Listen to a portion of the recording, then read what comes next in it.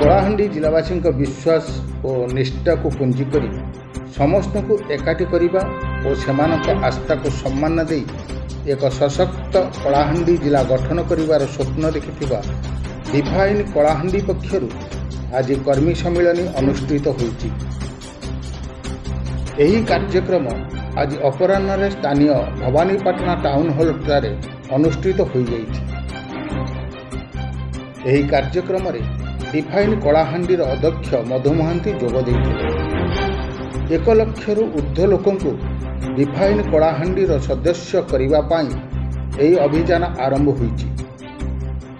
Define कलाहांडीर एकमात्र उद्देश्य कलाहांडी जिलार विकास। कलाहांडीर तो अनेक समस्या रही किंतु मुख्य समस्या है बेकारी समस्या।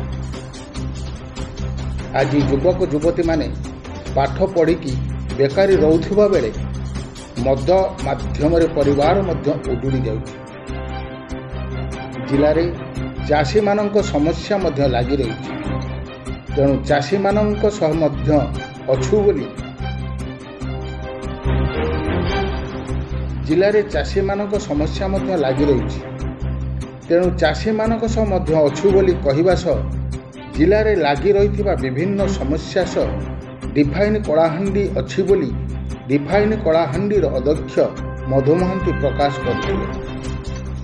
बहु महिला पुरुष युवक युवती यही सदस्यता अभियान कार्यक्रम में उपस्थित रही। कलाहांडी सनत कुमार प्रधानी, मो टीवी ओडिशा।